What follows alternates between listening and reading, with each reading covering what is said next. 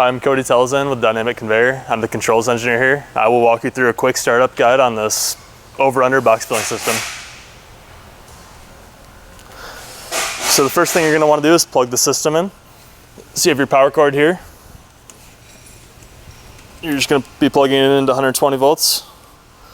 And you're also going to be plugging in your part conveyor with the assumption that you're using a Dynacon with a BMU control and the I/O connector. The next thing you're going to want to do is plug in the air to the system. And we had this at 90 psi at our facility. So the next thing you're going to want to do is plug in the I/O connector from the over-under control to the part conveyor control. And that's going to plug in right into your control box on the part conveyor. And then from there, you're going to want to load your power rollers up with empty boxes. Next, we're going to turn the power on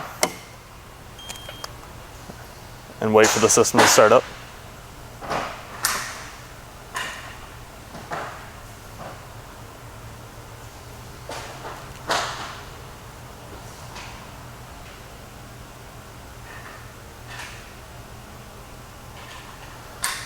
So the first thing you're going to want to do when this powers up is go to the recipes menu. From here, you're going to want to go to the recipe login button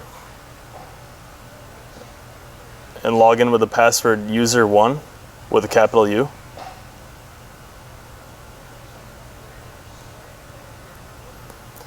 So you can edit your first recipe. You can add a name, select the weight, add your target weight,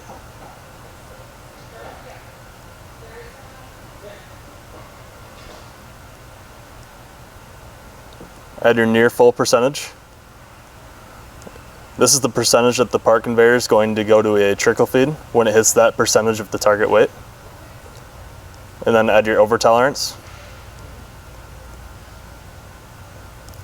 This is the tolerance that over the target weight, it will trigger an alarm. And you can save recipe. So now we have our first recipe. And if you leave the screen on this recipe, it'll become your current recipe if you go back to the main screen.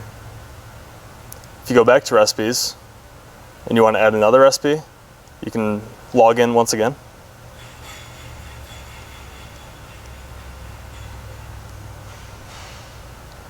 You can go to the next recipe and then add a recipe here. You can also delete recipes from this screen. And then once again, whatever recipe you leave off on this screen is your current recipe. So additionally, on the data screen, you can review the last 10 boxes that have been ejected from the system. And that includes the date and time, and then the weight of that box, as well as what recipe it was running at the time. If you're in manual mode, you can run all of your outputs and see the statuses of all of your inputs on this screen. From the setup screen, you can go into a user setup or an admin setup. The user setup will also have the password user1 with a capital U. And from here, you can edit all of your photo eye delays. And then also you can edit the part conveyor jog time. So when the part conveyor is in a trickle feed, this is the time that this is the interval that the part conveyor is moving at. So right now it's starting and stopping within 1 second, and you can edit that time here. One last thing I should say is that all of the photo eye delays have been calibrated here for the specific box that you'll be using. And they shouldn't have to be edited, but if they need to be, this is the screen you would do it at. The admin setup screen should not have to be touched. This is something that we also calibrate here and should never need to be changed. The alarm screen will allow you to see the alarm history and alarms that are current. The two main alarms you will see would be no boxes to fill, which just means you need to load more empty boxes onto the powered rollers, and then the outfeed full fault. And that just means you need to clear some of the full boxes off the outfeed. Lastly, the main screen is where you would switch modes. So you can go into either auto mode or manual mode. You can see the boxes that have been run, the current recipe data, and then how full the current box is. Let me finish by identifying the components to this control. So first we have the Unitronics HMI and PLC combo. We have our power switch and our e-stop.